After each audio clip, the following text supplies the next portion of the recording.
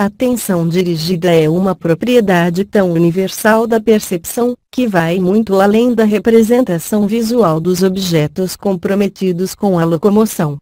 Numa paisagem pintada, não existe nenhuma diferença, em princípio, entre o movimento percebido no contorno sinuoso de uma linha costeira, e na forma das ondas.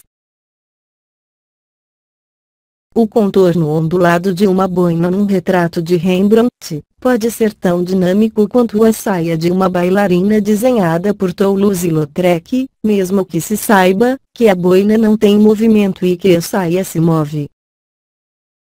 De fato, pode-se comunicar o significado de uma obra através de uma reversão completa da dinâmica que a ação física sugere. Na Ressurreição, de Pierrot de La Francesca, a figura de Cristo, que se levanta, recebe um mínimo de movimento pictórico.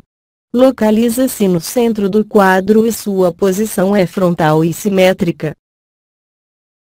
A postura do corpo, a bandeira que tem à mão, a tumba da qual emerge tudo se adapta a um esquema vertical-horizontal. Não se interpreta a ressurreição literalmente como uma transição da morte para a vida.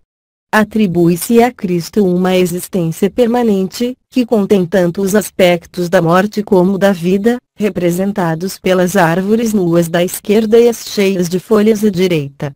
Estas árvores também carecem de toda a indicação de transição. São verticais, como a figura de Cristo, a qual flanqueiam simetricamente. Tanto perceptiva quanto simbolicamente mostram-se como atributos dele. O pintor se refere ao assunto da elevação apenas como um tema secundário nas dobras da veste, cuja convergência forma uma cunha que aponta para a direita, a direção da vida. Reserva-se aos 4 soldados romanos, que se encontram fisicamente em repouso, enérgico movimento pictórico. Muitos recursos perspectivos são usados para a obtenção do efeito dinâmico. Os eixos principais dos corpos são oblíquos. As cabeças e braços oferecem variadas fases de postura, quase sugerindo a imagem de um homem que se debate num sono agitado. As figuras se interferem fortemente entre si pela sobreposição. Juntas formam um triângulo, cujo lado esquerdo avança para fora, arrebata-se como uma bolha ante o pé de Cristo, e culmina obliquamente na cabeça do homem da lança. Evidentemente, o quadro de Pierrot representa a inquietude da vida material temporal em oposição à serenidade monumental de Cristo, o que, como o ápice da pirâmide, governa entre a vida e a morte.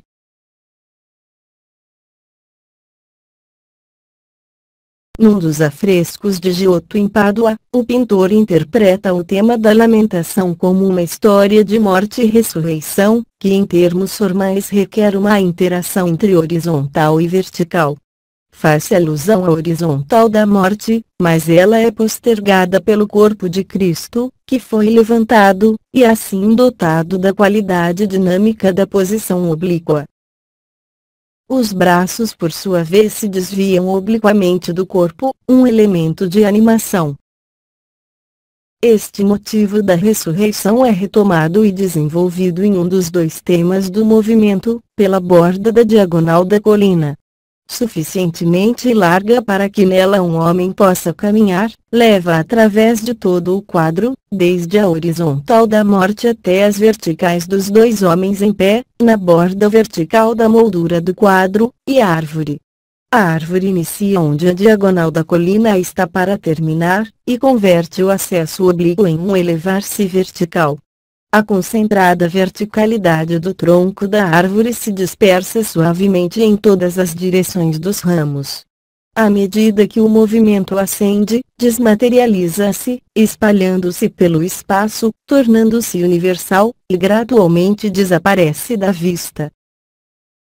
Mas, devido à ambiguidade de direção que se encontra em todo o movimento, a diagonal da colina também aponta para baixo, indicando a grande queda que ocorreu. Esta flecha descendente dirige-se de modo significativo da direita para a esquerda. O observador a segue com relutância, pois ela segue na direção oposta do olhar.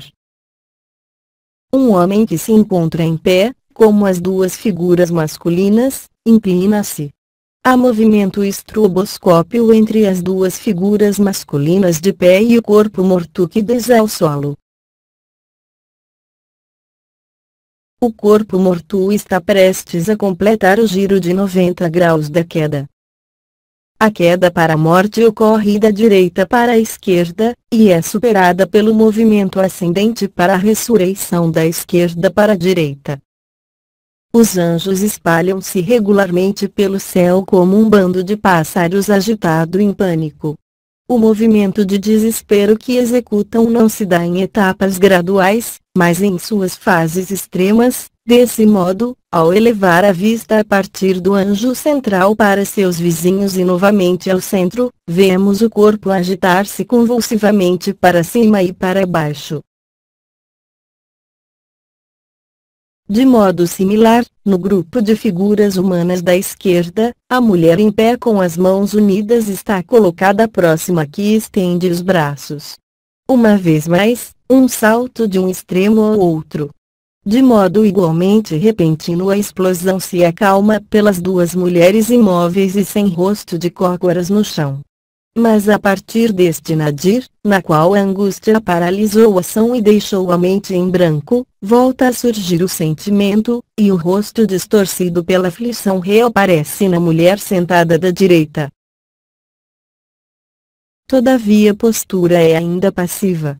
Serve como base para o impulso para frente da mulher próxima. Os braços, não mais repousando no regaço, agora se estendem para segurar as mãos de Cristo.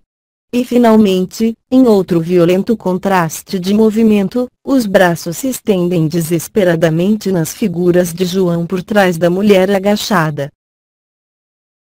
Considere-se o segundo tema dominante do movimento. A curva expressiva formada pela fileira de personagens em pranto. Começa à esquerda com a mulher que reza, e volta-se para trás, para seu vizinho. Em seguida, mediante um intervalo tensamente prolongado, chega ao seu ponto culminante de retrocesso na mulher coberta, agachada no canto. A curva desconcentra-se e se detém pela queda de Cristo. Quebrada pela figura do morto, mas retomada na mulher coberta, agora sobe em um desafogo emocional para a figura de pé, com os braços estendidos. Faz-me lembrar da curva da linha melódica do recitativo que narra o pranto de Pedro, na Paixão segundo São Mateus, de Bach.